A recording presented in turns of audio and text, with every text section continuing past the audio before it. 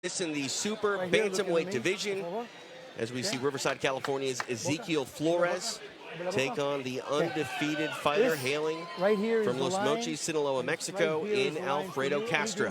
DJ DeSantis along with Abel Sanchez, Doug Fisher. We're live tonight inside Chumash Casino Resort, all part of Tom Loeffler and 360 Promotions Hollywood Fight Nights.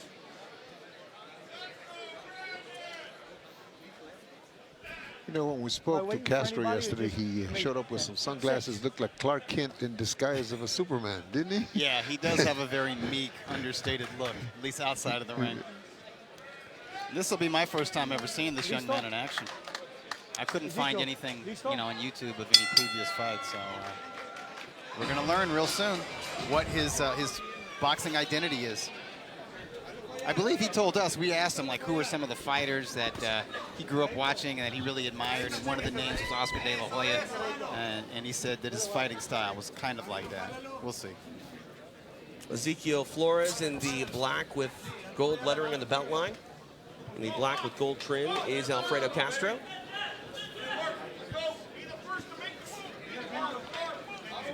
With Flores, there is some fight footage of him, including that loss to one of his losses, his last fight against Amado Vargas, one of the sons of former two-time junior middleweight champ Fernando Vargas, who was 9-0 at the time. And I would say Flores acquitted himself well. He lost the fight, but it was competitive. He showed me a little something. Showed he could switch hit, showed a decent jab, nice straight right. He could switch hit, and from the southpaw stance, he has a decent straight left. Well, tonight, we're going to see Flores deal with this long length, as you mentioned, Doug. 71-inch reach for Alfredo Castro. Is 6 inches longer than Ezequiel Flores. Which is interesting because you see Castro only 2 inches taller, but that is not telling the story of the difference in wingspan. Stop. I break. Step away. Sepárase. Pelea. Abel, when you have a fighter who is as long as Castro and has a reach advantage, how much do you implore them in camp to try to utilize that reach and get them, you know, aggressively? You know, you want to implore them to use their reach and to get distance, but a lot of guys just like to fight inside. You know, their DNA just tells them they want to be bangers on the inside. But I don't like the way Castro's hanging over so much. He's like crunched up. He's a little tight. Maybe that's just the style, or he's a little nervous. Again, Castro fighting for the first time in these United States. Taking on a kid who's fighting in his home state. Flores hails from Riverside. I stop. My break. Clinching up here against the ropes. Jack Reese separates the two.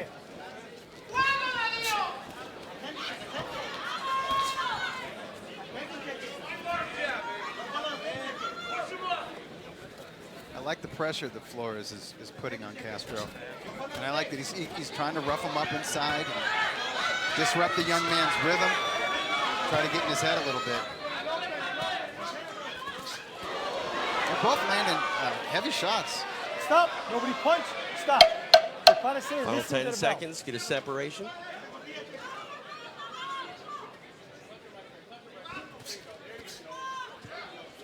Time. There we go. First round in the books. Again, scheduled for 6. Look inside the corner here of Alfredo Castro. Your thoughts, Abel, on the first round turned in?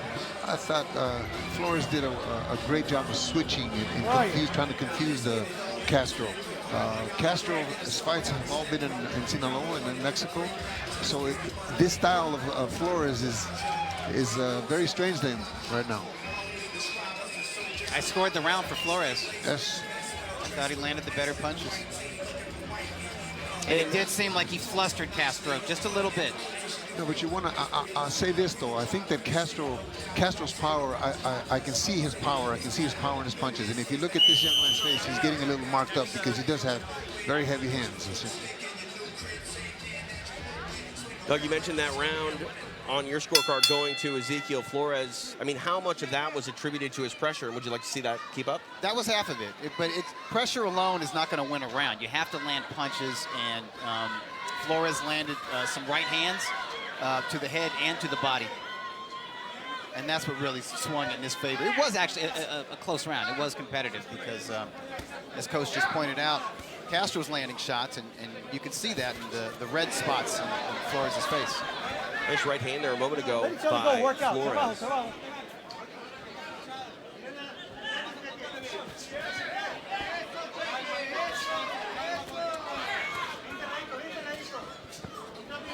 One to the body is Castro. He's an uppercut there. And I say that about the style with Flores because in Sinaloa maybe he didn't meet anybody that was that switched so well. That was had the experience that Flores has in the U.S. So maybe the opponents in Sinaloa were more standing in front of him where he could knock him out. Right. Flores is not going to do that for him. Finally, I'm seeing a jab from Castro. So somebody just asked for it behind us. Educated fan base. Yes, I was here about to inside say, Chumash. these are real fans. Halfway point here of round number 2. Oh my goodness! Beautiful knockdown by the Mexican, Alfredo Castro. 6, 7, Floored Ezequiel 8. Flores, Come Jack here. Reese laying in the count. You want to continue? ¿Quieres seguir? I think that was a right hand. Right It hand. traveled like, what, 4 Yeah, inches? that's the power I was talking about. You saw it. Yeah. Can Flores recover, coming alive once again, trying to send him to the canvas. Get out of there. This is Alfredo Get out of there. Castro. Good. Stop. I know we're on UFC Fight Pass, Stop. but I don't think you can Are do you takedowns okay? like that in You boxing. need gloves. También aguante. A little inexperience on Castro's side. He was a little You too right? close to him, crowding himself I with got the a shots. cut from a punch. He needs to extend a little bit. 45 seconds left here in Stop. round number 2. Alfredo Castro with a dominant knockdown a moment ago of Ezequiel Flores, but Flores surviving for now. Stop. He Everybody clinches once stop. again Stop. and gets another takedown. You all right? Come here. Give me the gloves. Just a little. Did you get the timeout? Okay, come here. You all right? Don't grab his head and jump down like that. Okay. You good? Give me the gloves. Box. Back to action here. Final 30 seconds of round number 2. There's a little cut on Flores' right, over his right Turn eye. around. Box. Yeah, I think The it's left on eye, the left eye. Yeah, it's on the eyelid too. Yeah. Stop. Towards the corner, Separate. the outer Hey, corner of the eye. Don't hit him when he's down. But it's dripping blood a little bit. Stop at the bell. Flores doing a good job at slowing things down. A few moments here of the round. A couple more punches land. Time. And Flores able to survive, but what a statement made by Sinaloa's Alfredo Castro. I was breathing out when it comes. That cut could have been caused with the right hand. It's on that side. Let's take a look at that action. Doug Fisher, walk us through. Yes. It was a right hand off the ropes and a short right hand. That glove did not travel far, although he did wind up with it. Yeah. And it looked like Flores was winding up with a right hand of his own, adding to the impact.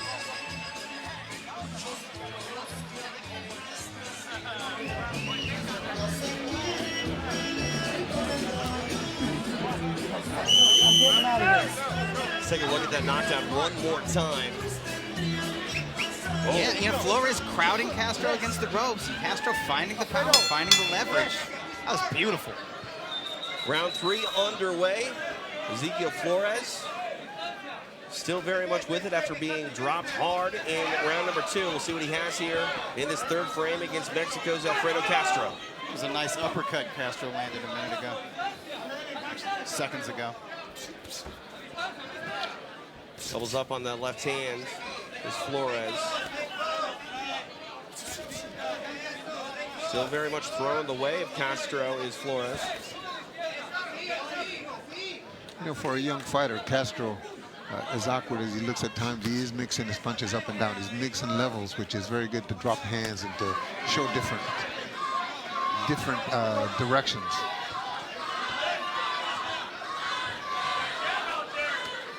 Trying to get out of this corner here is Flores. He does. Oh, nice right hand. Great right hand. Flores has come to fight. See if that changes the demeanor of Castro. Yeah, I think for the first time in his professional career, Castro's in there with a fighter who wants to win as badly as he does, but also has the ability and the experience to make something happen. Sneaky uppercut there a moment ago by Flores gets through. Flores showing us a lot of spirit right now as he switches stances. As we saw, he was down, but definitely not out in this fight.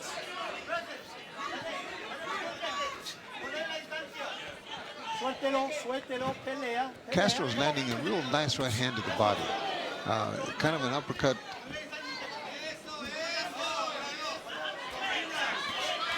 And I think he needs to use that more. Inside the final minute here of round number 3. That was the same punch that put Flores down in round 2, the one that just jacked his head way back. You can see Flores closing the distance, grabbing that clinch. Two men separate, 45 seconds left in the round. Honestly, I thought Flores was winning this round until Castro was able to land those right hands. Might be a bit of a cut opened up underneath the left eye of Castro. Yeah, there was a small mouse. Yeah, that was probably a clash of heads. Right hands. Those are definitely finding a home for Flores. Flores may win this round yet. Oh, beautiful uppercut on the inside by Flores. Yeah, and that was off a combination. It was a right to the body, then the right uppercut. And a left hand there. My goodness, final 10 seconds of this third round. Hell of a round.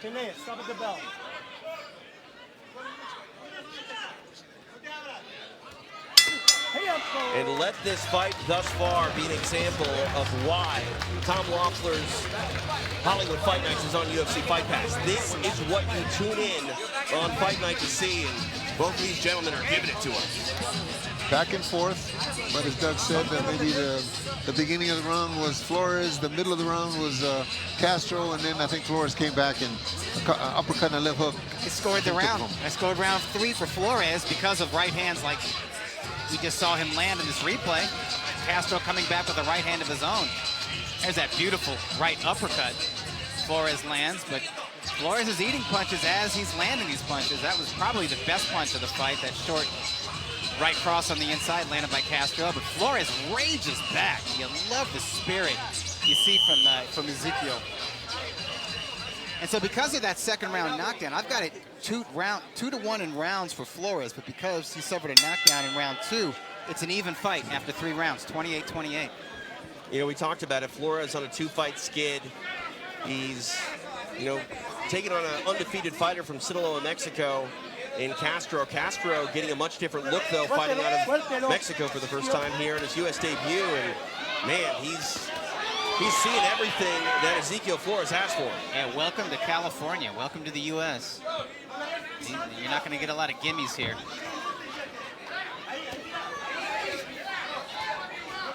I knew Flores would be game Good right hand by confident Flores. because those losses were to, The first one was to a prospect turning pro named Kermel Moton, but that guy was considered like a super prospect. He's like an understudy of Floyd Mayweather Jr. And then Amado Vargas, he was 9-0 and the son of a great fighter in Fernando Vargas. So those losses were to really good fighters. His left hand and right there by Flores. The output here of Castro has changed a bit, still light on his feet and moving, but he definitely has to respect the shots and power coming his way from Ezequiel Flores. Flores talking to him a little bit here. I think he's feeling himself. I think he's regained his confidence with that last round, and as well as he's doing so far. I definitely think those losses to Kermel and to Amado, they lit a fire in his belly. He does not want a third loss. He wants to prove something to himself, not just the boxing world. Halfway point of round number 4.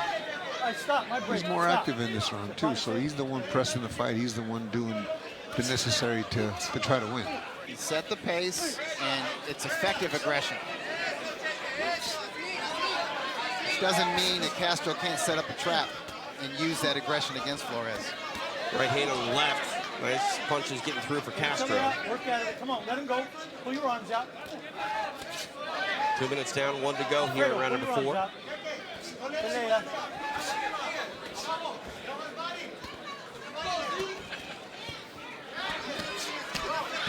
Nice left hand by Castro. There's that power. Yeah, Flores might have got buzzed a little bit. I saw some give in his legs, just a bit. And Jack Reese noticed it too. Good right hand, hurt him. Good right hand. Covering up on the ropes here is Flores. Castro lands another left. I like this aggression from Castro. He's finishing this round strong. Will it be enough to win the round? Punching his way off the ropes is Flores. Final few moments here of the round. Tempo. Wow, tough round. We are headed to round number 5. What a fight this is shaping up to be. Not easy to score either. No, tough round to score this one. I can see it going either way. I gave it to Castro because I actually think Castro hurt Flores. Yeah. He hurt him a couple times, buzzed him a couple times. Yeah. And this is professional boxing. But again, I think it highlights the fact it's a very competitive fight. Both men having their moments at times, and that's why it's hard to put a stamp on really who won the round. And TJ, it goes back to what you asked about the international experience.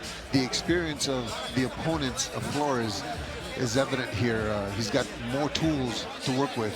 Castro is limited in that respect. And Flores just came, taunting Castro.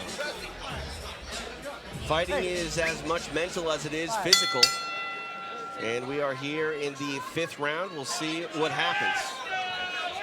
The undefeated fighter hailing from Sinaloa, Mexico, Alfredo Castro in the black with gold trim. Riverside, California is Ezequiel Flores in the black with gold lettering in the belt line. TJ DeSantis, Abel Sanchez, Doug Fisher. Appreciate you joining us live here tonight on UFC Fight Pass inside the Chumash Casino Resort, the site of Tom Loeffler's Hollywood Fight Nights.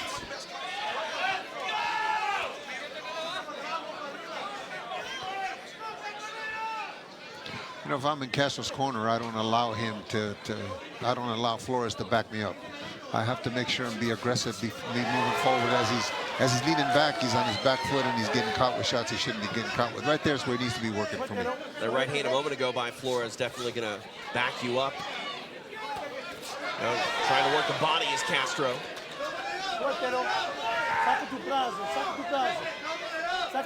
Ezequiel. Stop. Listen up. Come on. If you're just joining us, this has been a heck of a fight thus far. In the 2nd round, Castro had put Flores on the floor with a lot of danger there for the fighter hailing out of California, but Flores has rallied back and has very much made a fight of this one, halfway point of round number 5. Oh, nice right hand. They exchange right hands. Oh, an uppercut there. That hurt him. Yeah, there's a lot of leverage. There's a lot of power at the end of Castro's shots. If he could just tighten up his technique a little bit, because there's a little bit of a loop. He wings his shots, yeah. And he's not terribly fast either, but there's a heaviness. There's an impact to all of his punches. Yeah, you can see the difference in power when they go shot for shot. Castro is getting the bigger reaction. His punches are landing with more punctuation than that of Ezequiel Flores.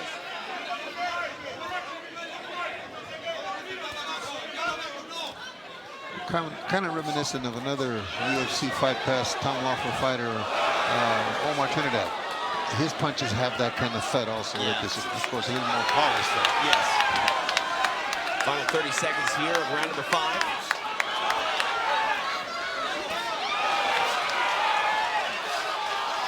Because Flores is landing his shots, are just not as effective power-wise.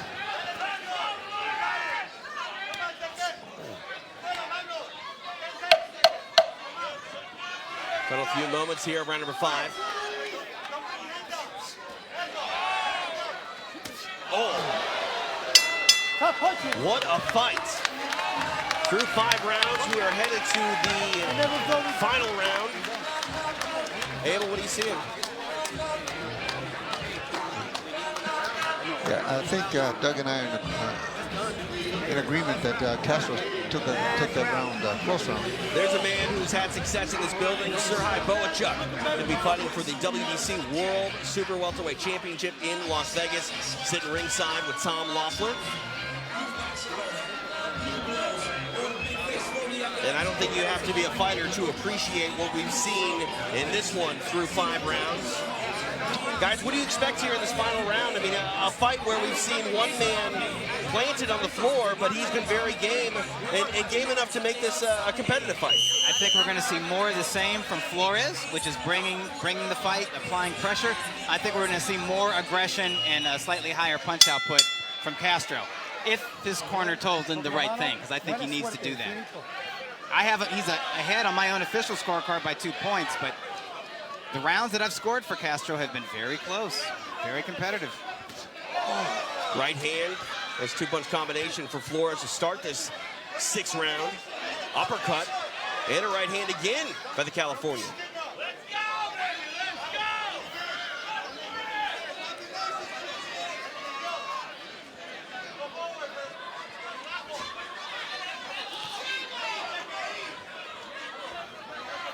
Very aggressive here as Flores to start this final round. You know, I've noticed, Doug, in the last several rounds that Castro seems to not do too much at the beginning of the round, fearing he's going to maybe tire out by the end. And he kind of comes on in the second half of the round, but he's given away some great shots to Flores here. I think that's something they're going to have to work on. He needs to be dialed in for 3 minutes of the round and letting his hands go, especially in this situation. I think he's making a mistake by not standing his ground and being more aggressive. At the very least, if he's going to give ground and move around, he should be smacking Flores with that jab. And snapping it, not just putting the left hand out there. That's something they need to work on as well. They need to sharpen up his jab. Minute and a half down, minute and a half to go. Stop. Castro complaining about a shot to the back of the head. Flores is fighting like a man who knows he needs this round. Oh!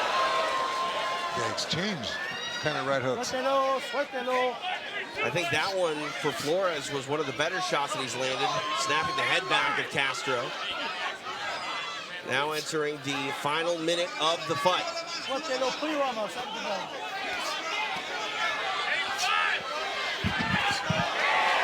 Right hand again by Flores.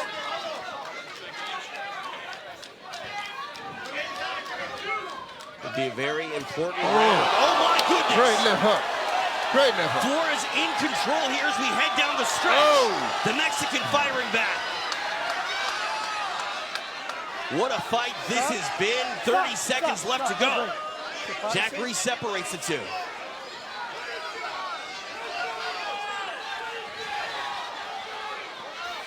Well, the right hand finds a hole for Flores.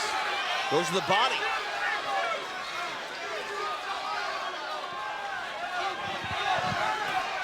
Oh, another left hand. Final 10 seconds of the fight. Oh my goodness, Castro trying to put an end on it. Flores almost falls on our announcing table. Unreal. The bell sounds the end of the fight.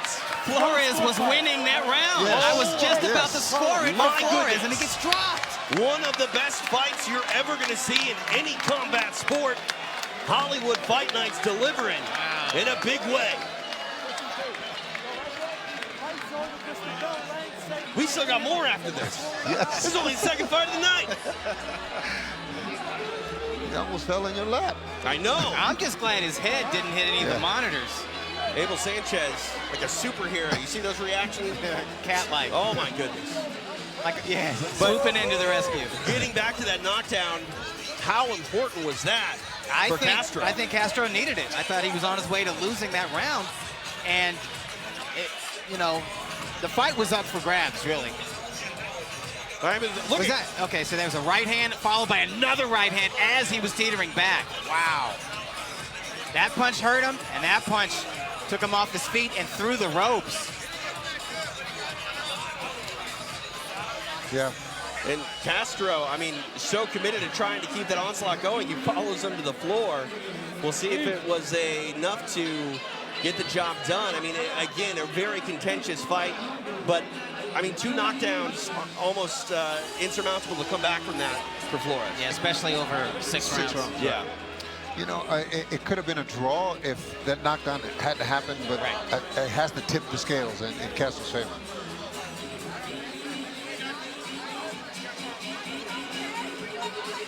What a fight it was. And the stars have come out. The King, Callum Walsh, back in action, coming up at Madison Square Garden. That goes down just a couple weeks, and the King on his feet for these 2 gentlemen putting on a show here tonight inside Chumash Casino Resort. Judges tallying their scorecards. I can't get over that. Yeah, it would have been 57 to 57, a draw on my unofficial scorecard, had Flores not gotten dropped in the final 10 seconds. And a very decisive knockdown, as you mentioned, in the final moments of the fight. That knockdown takes it from potentially 57 to 57 to a 58 to 54. Wow. Got that swing, yeah. That's a huge swing. I know. Only in boxing. What a show turned in by Ezequiel Flores and Alfredo Castro. All right, the judges have tallied their scorecards. We are ready to crown a winner. For our decision, we go to Matthew Perino. Ladies and gentlemen, let's have a hand for these 2 amazing warriors. What a contest. The judges score the contest 57-55, 58-55, and 58-54. All for the winner by unanimous decision. And still undefeated, Alfredo Castro. Yeah. Alfredo Castro pushes his undefeated record to a perfect 10-0. Not able to secure the